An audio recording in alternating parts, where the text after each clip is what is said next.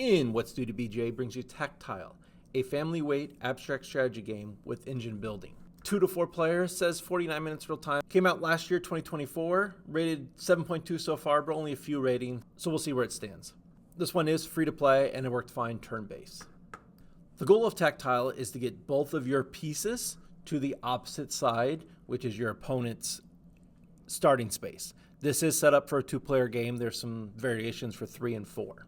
During your turn, you have 4 basic action, and then there's this overdrive action we'll talk about later. But first, moving. To move, you select one of your pieces, and you'll see you're going to be moving up, down, left, right. After you do an action, you'll see you move one of your cubes to the space that you do. So we just did move. Now we have gain, buy, and swap. Buy is simple. You're going to buy one of these cards down here. These are actions that you're going to activate. You activate the actions when you move into that color. So if I had this red move already, by moving into the red, I'll be able to activate it, which I'll show you later. And the cost is written down below. You have swap. What swap is when you're going to trade in one of your resources to gain a resource. So right now I can gain any resource. I don't have blue, so I'll gain a blue, and then it's asking you which of the 2 you want to get rid of. Since I have no need for the red, I'll get rid of the red, and now I have the blue. And then lastly is reset. What reset does is it's going to discard the 6 cards and deal out 6 new ones. And the action I'm actually going to do is gain. You're going to gain the resource of where one of your pieces is. So I only have a red resource option because my other piece is in the starting place. So I will gain red, and now I'm done. It's my opponent's turn to do his 2 actions.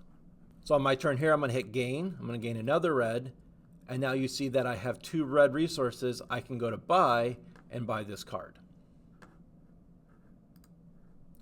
And now down here, my engine, I have 1 extra ability now. I can move with red. Now I'm going to use one of my abilities. I'm going to do move again. I'm going to move this piece onto red, which will activate my red ability. The red card moved up to show that I can use it. And now I can use this ability by clicking on it, and now I can move again. Now it is important to point out, since you're moving the cubes down on these action spots, it is not possible to do the same action twice. You are allowed to own multiple of the same card, so there is some strategy in that for sure. Now you're going to see here where I'm going to combo a lot of my cards. I'm going to move this guy up to the red, which will allow me to do all 3 of those. So I'm going to move him to the red. I can now do an extra move, and by doing that I move up here. And now I can gain 2 resources because I moved this piece to the green. And then my last action, I'm going to buy. So I got to do 5 actions there with my normal 2. And that's really where the engine building comes in. These gain cards are really powerful, especially in the beginning. If there's one available early on that you can activate, I highly suggest. They're really good. So what overdrive allows you to do is if you have actions that are available, since I just moved on green, I have 3 actions available in green, but I don't want to gain any resources for some reason, you can overdrive, you can select 2 of those, and then you can do any of the abilities. So if I was in a hurry and really wanted to move along, I could do it that way. And that's actually a free action, so I still have my second action.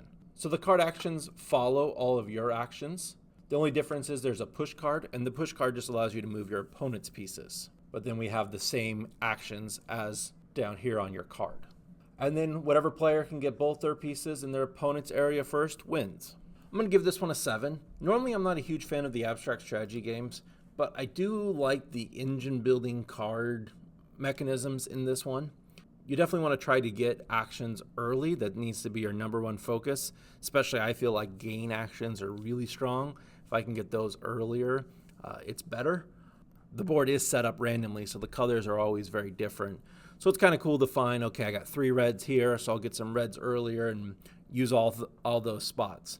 But you do find yourself sometimes towards the end going, okay, these 3 red cards I'm never going to activate again because there's no reds in my area anymore.